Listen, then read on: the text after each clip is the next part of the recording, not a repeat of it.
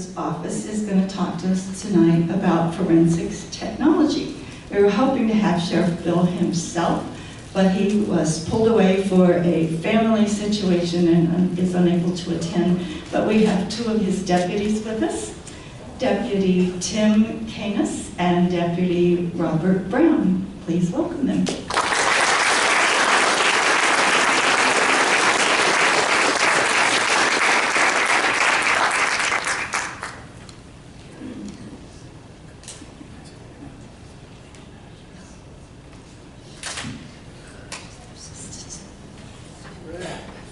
Good evening, everyone.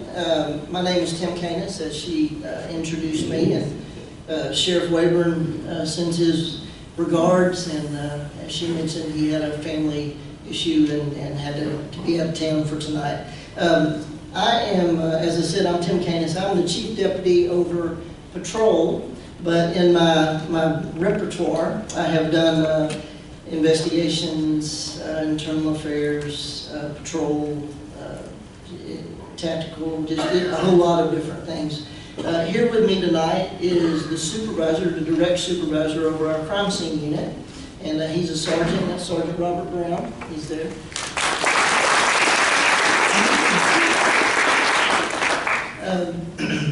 What I'd like to do is I'm going to give just kind of a brief overview of the Sheriff Department and the organization and how we're kind of laid out.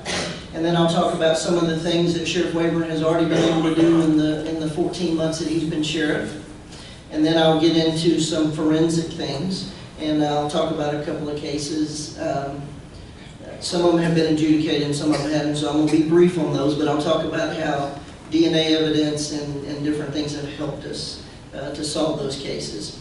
And then I'll open it up at the end for a question and answer if y'all have questions about anything that I talked about, if I didn't answer it during the talk. And if I can't answer it, then Sergeant Brown will give it a shot. But anyway, some of the things that I'd like to talk about is, and a lot of this information you probably already know, so I'll be brief with it, but Tarrant County, has almost 2 million people when you do all of the municipalities combined. The Tarrant County Sheriff's Office is responsible for law enforcement, full service law enforcement for the unincorporated areas. There is about 100 square miles in unincorporated Tarrant County, and that is what we're responsible for. And I can tell you as the patrol commander, 100 square miles is about the size of the city of Arlington. But Arlington is all in one space. We are all over the place. So we have to go through, sometimes, 3 or 4 different cities to get to where we're supposed to be on our call. And so we use the highways and byways and the rural county roads everywhere we go. Our response times suffer for that because we put lots of miles on our Tahoes trying to get to where we're needed. But we are full service law enforcement. We have patrol, investigations, crime scene, internal affairs, a traffic division, everything that your municipal law enforcement agency provides, we can also provide. We do crime prevention and different things. The sheriff's main responsibility is operating the county jail, which I think right now there's about 3,900 inmates that are there. And so it's pretty, Mr. Wright mentioned, we're the 3rd largest county in the state, so we generate a lot of revenue and a lot of different people coming through our jail system. And a lot of those people are there because of forensic evidence that has placed them there. So that's kind of a snapshot of that, and I'll talk about some of the things that Sheriff Waybourn has been able to accomplish in his first 14 months here in office. One of the things that we did, whenever we make an arrest for a DWI, a lot of the times we used to use what we call a breathalyzer, and it would be a breath test to determine your blood alcohol content, or your alcohol content in your blood or your breath. So we would use that, and that's been a standard in law enforcement for a long time. Probably about 10 years ago, Sheriff Waybourn pioneered the blood draw system, which blood draw is so much more accurate than your breath to determine what your alcohol level is. He started that in probably about 2005 when he was the chief of Waybourn Gardens. That process and the warrant process and the affidavit process for that has gone all the way up to the Supreme Court of the United States, and they reviewed it, but did not, decided that it was fine the way that it was, and they didn't take any action on it. But there was a case out of Waybourn Gardens that happened. But, you know, one of the things that we firmly believe in is due process and the rights of everyone, and we strongly support that, and we strongly defend that. And we're big proponents of the Fourth Amendment, arrest, search, and seizure, and we do lots of training on that, and we make sure that everything is done correctly as it should be. And then there's review processes in our judicial system for that very issue. So we really make sure that we get those things right. So the blood draw, I'll just kind of briefly describe that. If you're arrested for DWI by Tarrant County, now some of the municipalities will do the breath test on you, and they may do it on the side of the road, they may do it once you get into their facility. But if you're arrested in Tarrant County or by Fort Worth PD, they also come and use our blood draw system. We actually draw your blood, and we draw it one of two ways. Either you consent to us drawing your blood, or we get a warrant for your blood by probable cause. So there's those issues as well when we start doing that. Once we get the blood, it's determined, the blood alcohol content is determined by the ME's office as to what that is, and then we build our case from there. So that's a really big issue for us, because the blood is like DNA. I mean, you can't really refute the blood alcohol content in there if you can defend your process. You know, if the blood was drawn, by medical personnel who were trained, and all the things they do at the hospital, those things. So the blood draw was the big deal. So we are completely blood drawn right now on DWIs. One of the things he did also, he started a human trafficking unit. And we rely heavily on forensic science to prosecute those cases. In the short time that we've had that unit up, and it hadn't even been a year yet, it's been about 11 months. It was last April of 2017 when that was developed. They've made 44 arrests, and they've saved 6 children from human trafficking.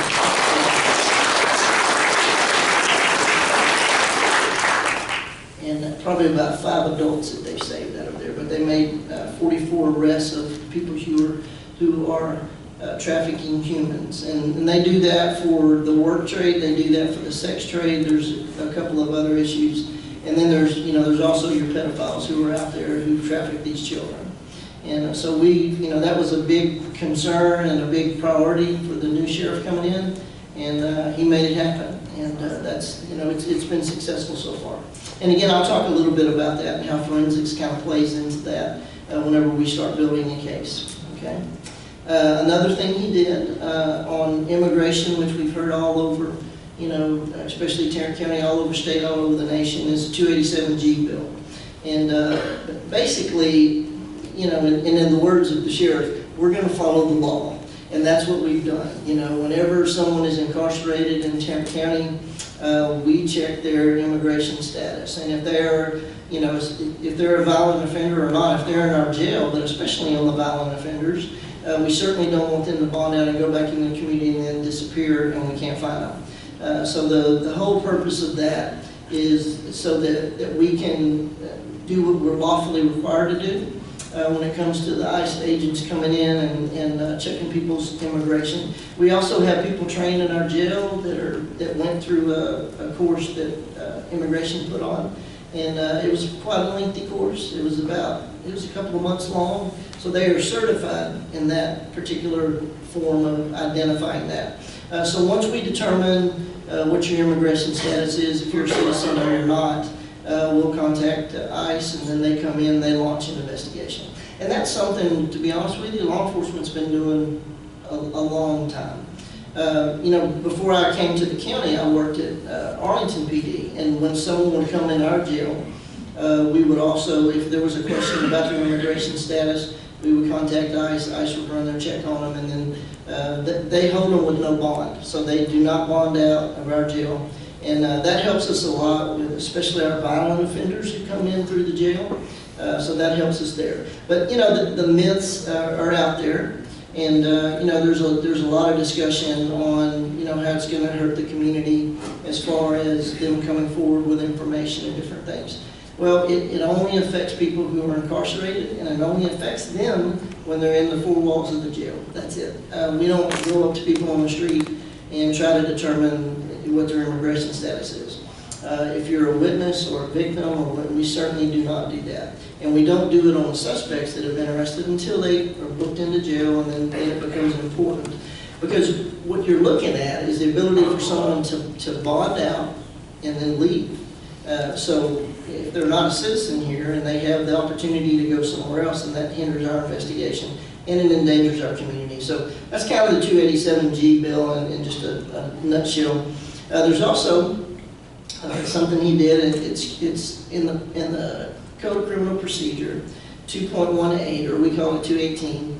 It gives the outline of what county sheriffs are supposed to do to take people into custody. And what I mean by that is this. For probably about 40 years, for the last 40 years, there were 253 counties in Texas that were doing it the right way. And one county that wasn't doing it the right way, which was us. And again, Sheriff Waybourn says we're going to follow the law. So we follow 218. And basically what that means is this. There was a restriction from municipalities, and there's 43 of them here that have their own law enforcement agencies. When they made an arrest, we had to wait until the case was accepted by the DA before they could transport them into the county facility and all that. Well, that's not what the law says. The law says upon arrest, they will be transported. So that's what they are. And then they get arraigned. They can be arraigned if it's Arlington or Grand Prairie on the Tarrant County side, or wherever they're at. They can be arraigned by municipal judges there and then transported in, or we can do it there too. So we take them almost immediately at this time. So that's kind of what 218 is. And the big concern from a lot of people was, is this going to increase our jail population? And it eventually, the way we kind of look at it is, number one, we're following the law, but number two is, eventually we're going to see those prisoners anyway, and they still have the ability to bond out and get out of jail. So we had a short spike or a small spike at the beginning of the program, but it's working its way out, because eventually we're going to see them anyway.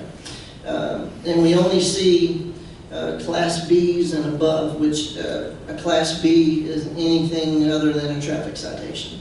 So if you get a traffic citation, or if you're cited for public intoxication or theft under $50, that would be just like a ticket, just like a traffic citation. So if it's anything above that, then we'll take them. So those are some of the things that he's done that we're proud of. And it's been great the last 14 months. There's been a lot of change, and a lot of good change. There's been some restructuring. Tarrant County, the county or the sheriff's office has 1,500 employees, so we're a pretty significant employer here in the county. About 900 of those employees work in the jail setting, because it's a 24-hour operation. There's close to 4,000 inmates in there, so it takes a lot of people to operate those facilities. So there's, and like I said, Tarrant County, we've got almost 2 million people in the county. A lot of people question what exactly authority does the sheriff have, and because in Florida and in California that they have a contract with the municipalities where they will supplement their patrols and stuff. Well, we don't have that.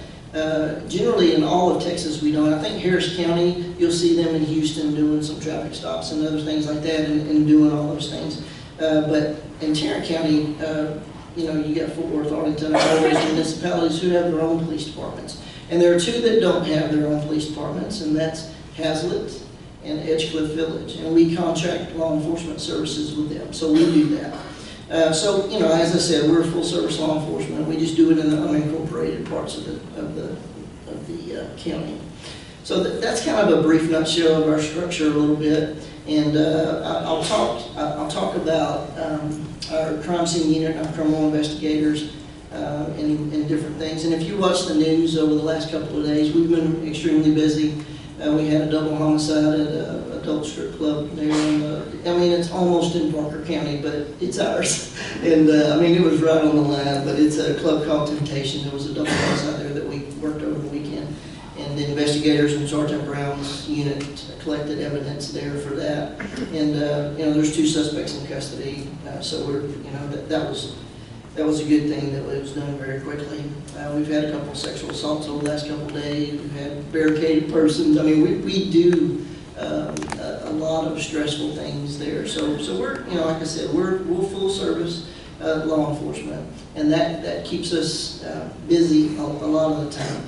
As far as the structure goes on criminal investigations, when somebody picks up the phone and calls 911 and they get us and they want to report whether it's a theft or lost property or a burglary or, you know, a missing person or a runaway, or if it's a violent crime, like an assault or an aggravated assault, or an aggravated assault is an assault where someone hurts another person and they just cause serious bodily injury, or they use a deadly weapon. So that's kind of what that means. Or if there's a sexual assault of a child or an adult, or if there is an assault with serious bodily injury or a homicide, then we'll come out. So the deputies get there, and what our responsibility is once we get there is to, you know, make sure that the scene is secure, and I'll just kind of walk through if it were a homicide call.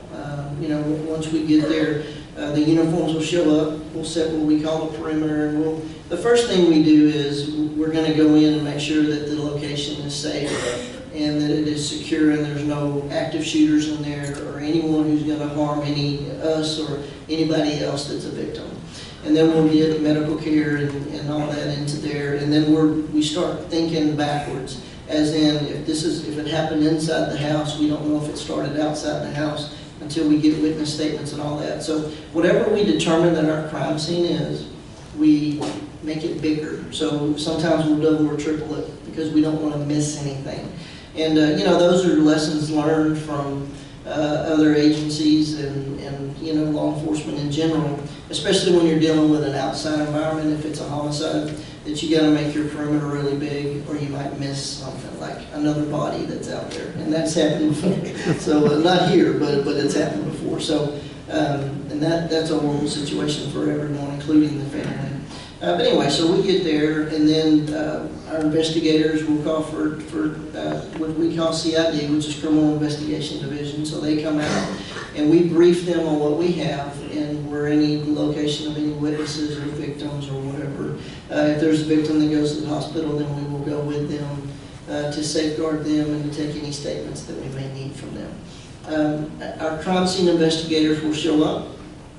They're responsible for collecting the evidence. The investigators from the criminal investigators are in charge of the scene, and they coordinate and partner with the crime scene people as to when, where, and how they collect the evidence and what we're looking for, what the specifics of the offense are. Is there you know, blood or body fluids or fingerprints or whatever it is there, fibers. I mean, it's just amazing what you can get DNA off of, you know, and just in the last, you know, 5 or 10 years, there's been touch DNA. So if I touch this, well, I'd have to touch and sweat on it a little bit, but once they do, you can come behind me and swab that, and if you know, and test my DNA and match my DNA to that DNA that I just touched that. And that's what we do a lot of the times. And then there's forensic evidence. You know, everybody nowadays has a camera, and they have a camera on their phone, and but phones are a gold mine for a criminal investigator, and they just are. I mean, there's everything from text messages to photographs to videos to recordings to phone call records, you name it, and it's there because all of our lives are basically on our phone, including mine, including his, and probably a lot in this room. And some of them are innocent, pictures of grandkids and your wife and birthday party, and you know, or if you're filming this or whatever it is, you know, some of them are innocent like that, but some of them relate to the crime.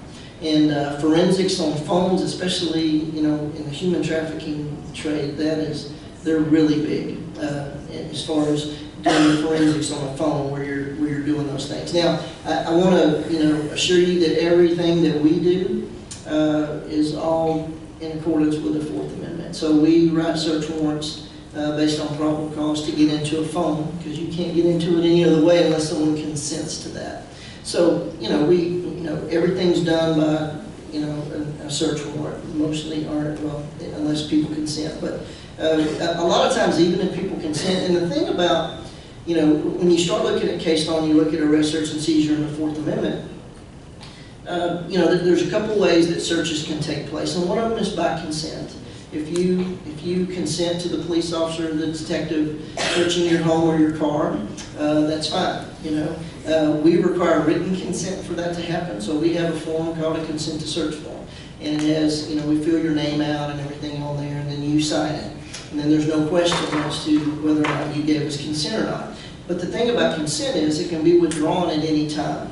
And let's say we're in a home where there's a back bedroom and there's a padlock and a bar and everything else on there, which raises your suspicion that maybe something in there they don't want me to see. So those types of things, consent can be revoked at any time. So they can say something like, you can search anywhere you want to, except that room right there. So, you know, at that point we do our search, but we don't go into that room, or that closet, or that purse, or that, you know, whatever it is. Now, the only way we could, and I'll give you just a couple of examples. You know, there are exigent circumstances that can occur. If we look at that door and there's blood, you know, flowing from the bottom of the door, what we would do is, to make sure that everybody's okay in there, we would force entry because somebody could need medical attention in there or whatever. But once we're in there, we're going to, what we call, freeze the scene. So we would freeze everything, which means everything stops, everybody stays that's in there, and we don't search. You know, if we need to get somebody medical attention or whatever, we do that. But we don't search that room until we have a warrant. So we freeze it, and then an investigator comes in with probable cause and writes a search warrant, and then we do our search and collection.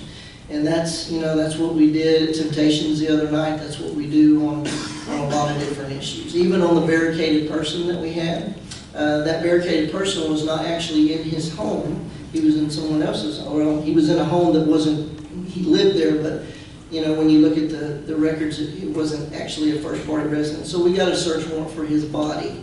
We wrote a search warrant for him, and we went and got him, you know, and he was a registered sex offender who had several other felony warrants out for his arrest as well. So we got a bad guy off the street, which we always like to do. So there's consent, a way to search is consent, and then there's, you know, a search warrant. And as I said, you know, search warrants are based on probable cause. So if we see blood coming out the door, or and there's also exigent circumstances, and I'll give you an example of what that might be. Let's say the deputy shows up at someone's doorstep.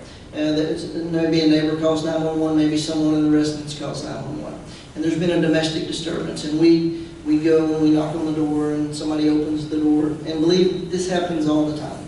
People open the door, and, you know, maybe it's a male or a female, whichever one, and they clearly have bodily injury on their face. You know, maybe it's blood, maybe it's a knot, maybe it's whatever.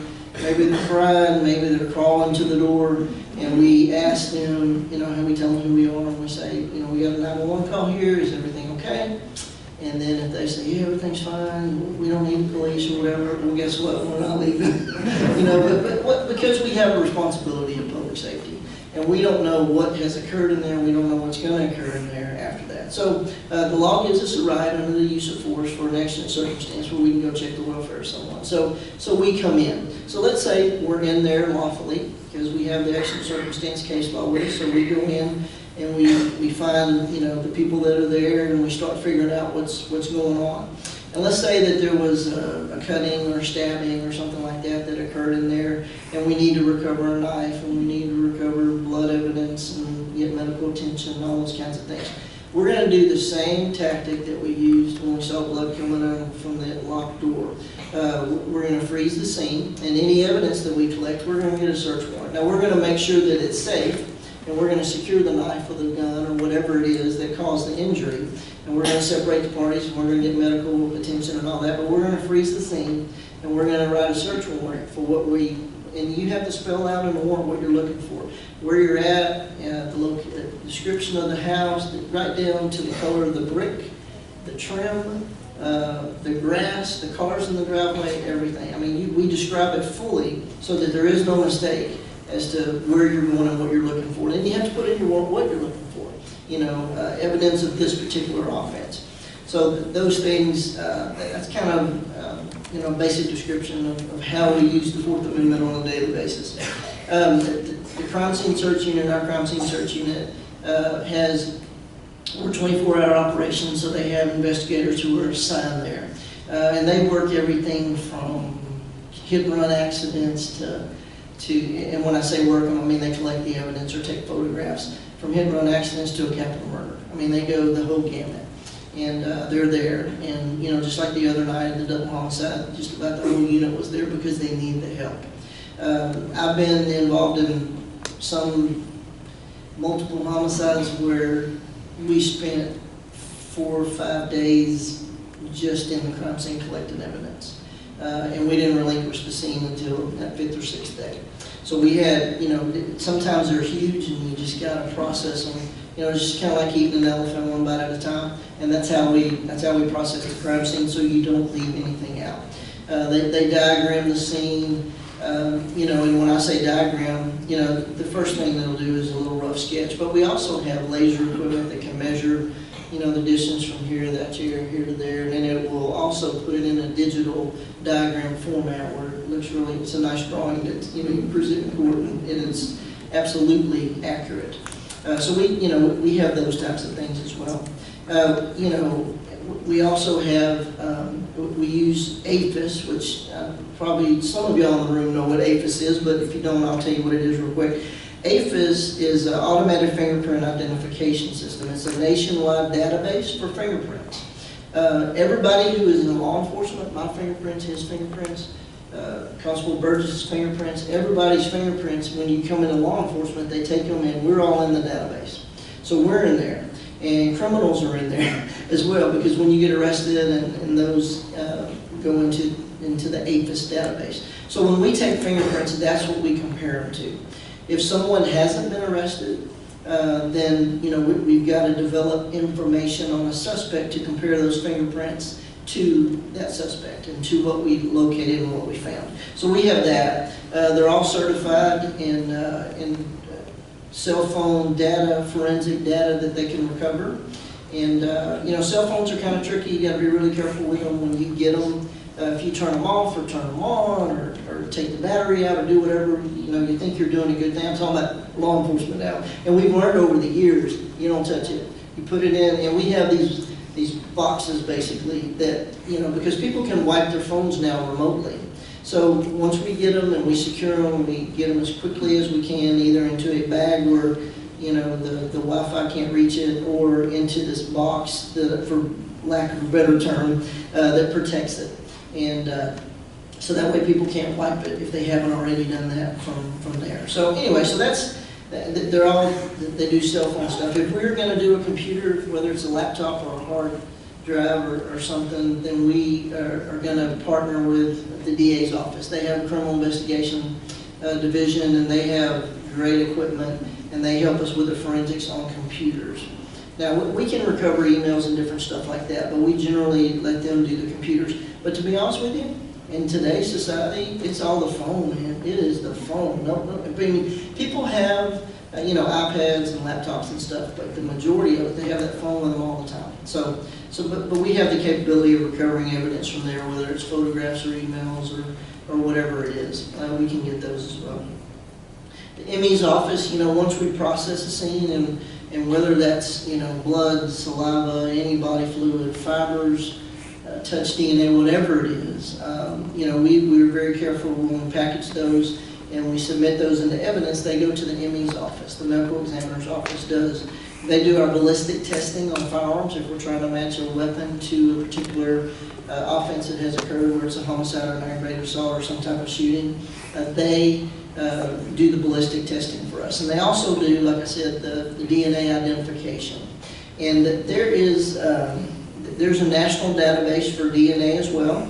And, you know, we've solved a lot of cases on that. And the first thing that we normally do, at, you know, what the ME's office will do is enter that sample or the characteristics of that sample into the national database and see if we can get a hit on it or not.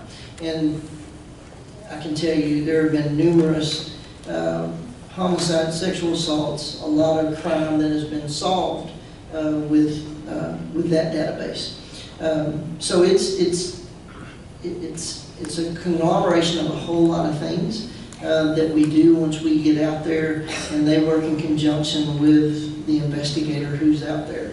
And you know, I'll tell you a brief story of how the database, it's called CODIS, and it's Combined DNA Information System, or and that's what CODIS stands for. So if you ever hear the word CODIS, that's kind of what it stands for, or that is what it stands for.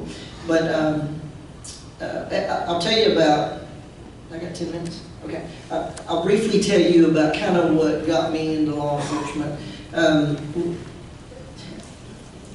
Ever since I was a small child, I always had an interest in law enforcement and doing that. I grew up in Southeast Texas, as you can tell from my northern Yankee accent, that I'm from Beaumont. You know, it's a good place to be from. Anybody from Beaumont? Hey there, all right.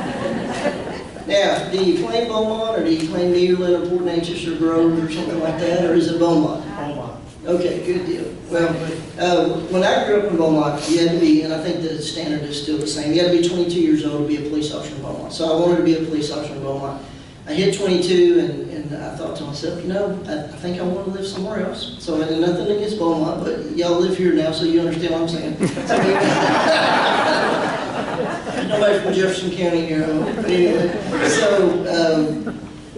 but when I was 20 years old, I got my very first jury summons. So I'm thinking, wow, I get to serve on a jury, you know, or a possibility of serving on a jury. Well, little did I know that months before this, there was a major capital murder that happened in downtown Beaumont at Granada's jewelry store.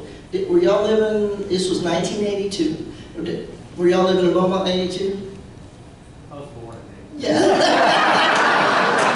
Thank you for that.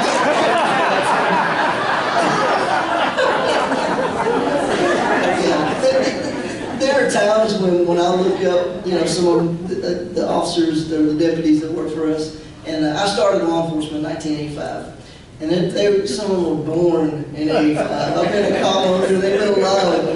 But anyway, but I do appreciate your comment. But anyway, it was 1982. I was 20 years old, get the jury summons, so I get the jury summons. I show up to the court, and it's a capital murder trial. So they're doing what they call voir dire, where they pick the jury and they ask you a bunch of questions and all that. You know, and then I was a hunter growing up, so they ask you, have you ever fired a weapon? Yes, I have. Have you ever killed a living thing? Yes, sir, I have.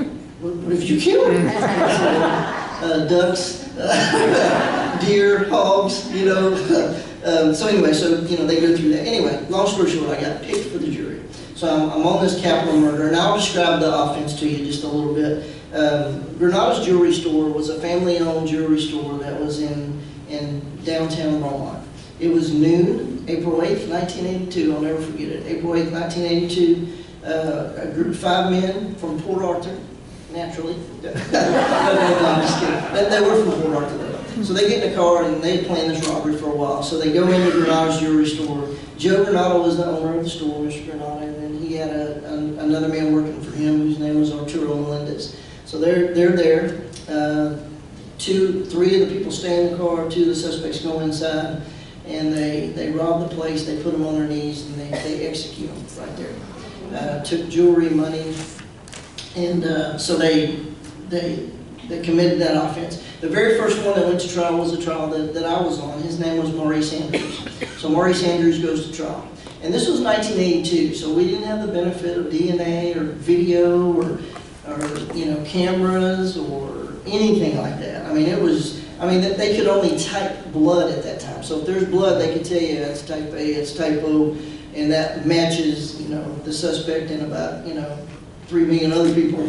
So they really, the technology just wasn't there. There were no cell phones. So you had to rely on eyewitnesses and different things like that. And you built your case. Well, they built a beautiful case. Beaumont PD did a great job, and they did it in conjunction with Port Arthur, because all the search warrants were run in Port Arthur at the suspect's house.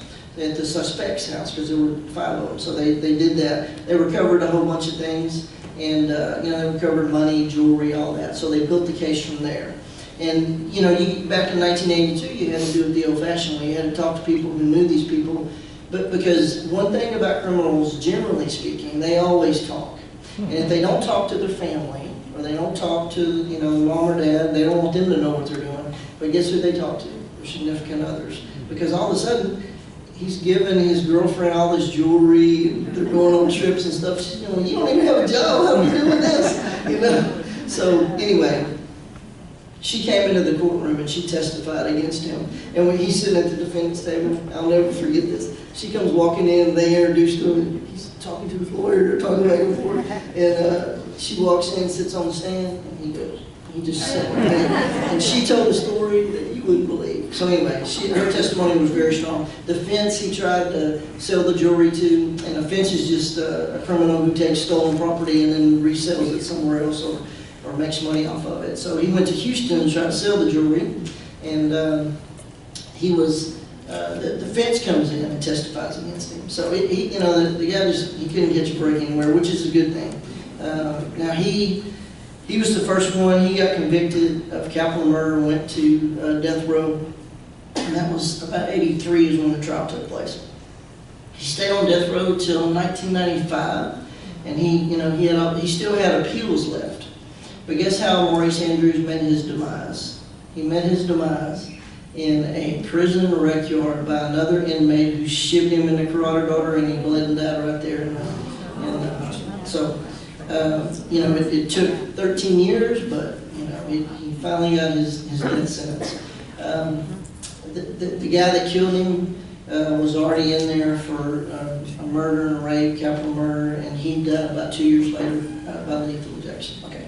Anyway, so that's one story of it. And today we have so much more technology that we can use. Like I said, we have forensic evidence from cell phones, cameras, everything else. We have touch DNA, we have fiber DNA, we have blood, and just any bodily fluid that we have, we can collect that.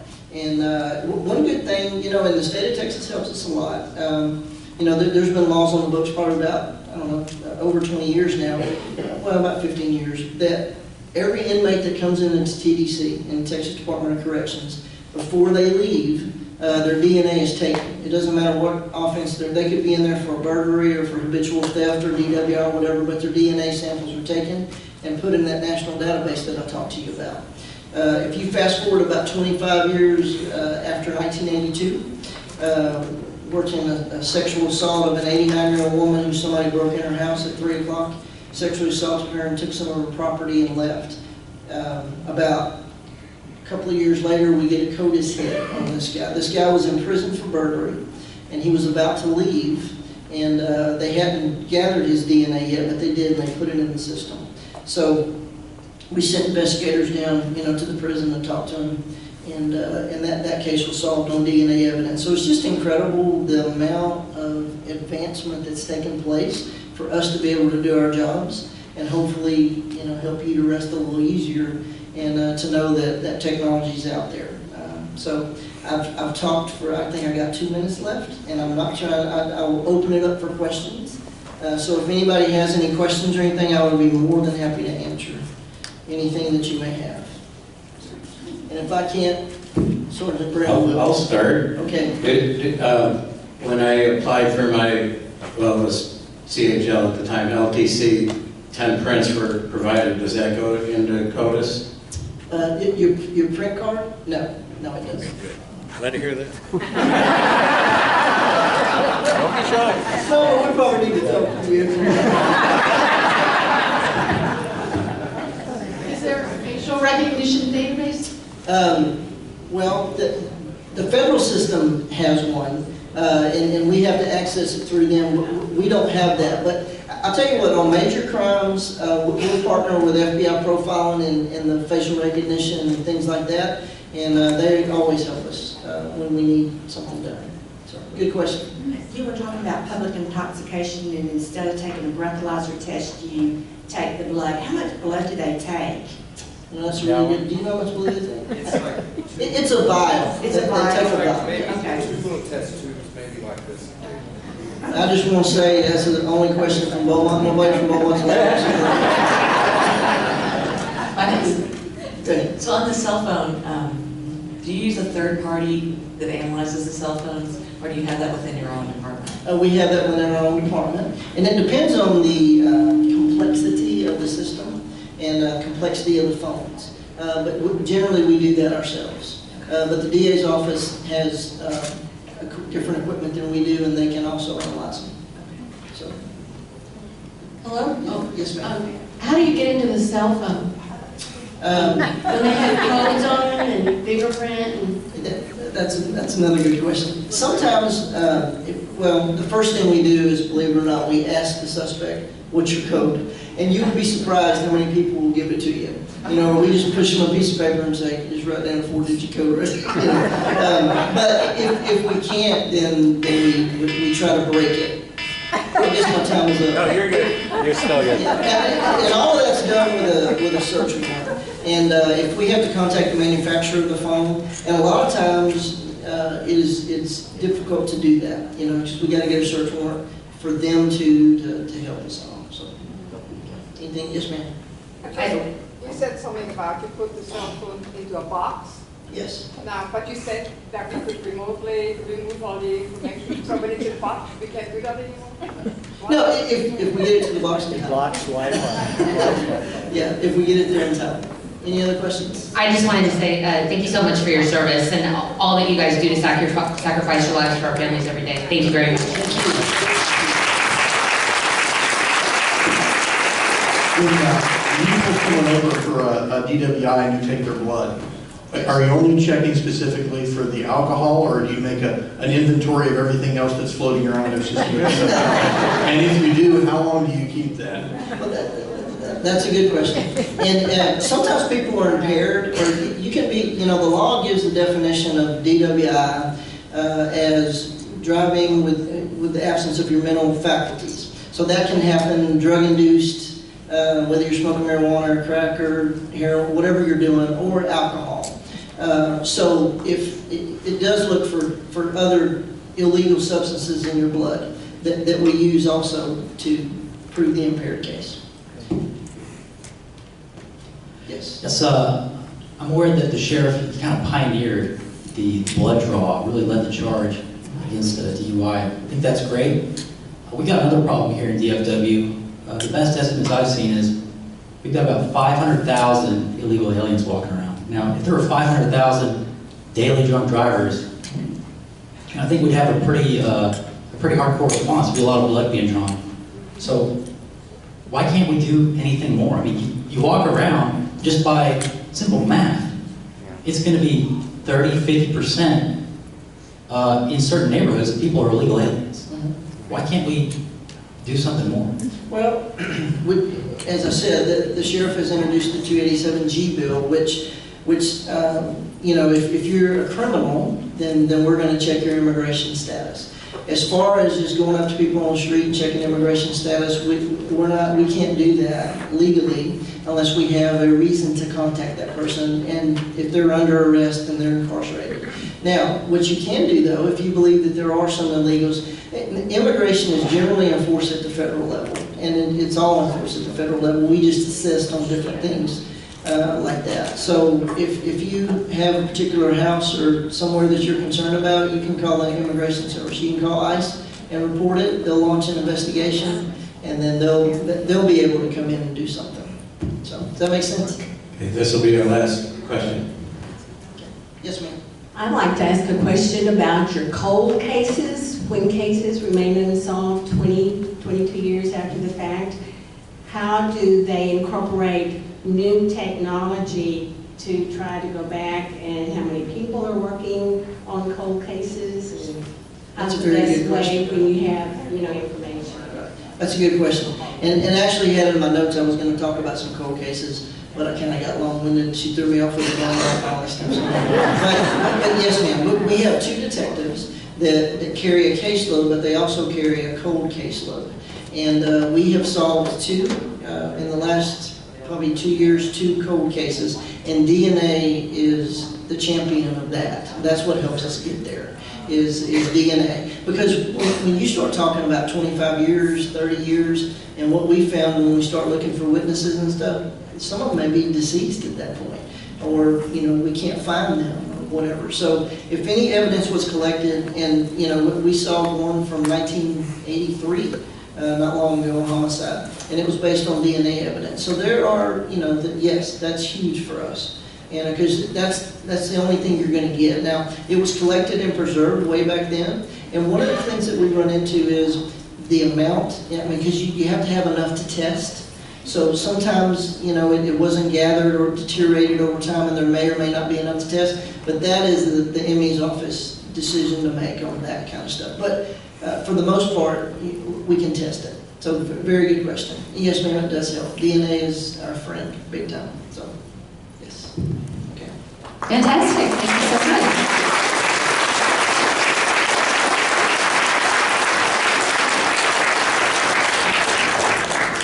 Okay, so thank you, Ron.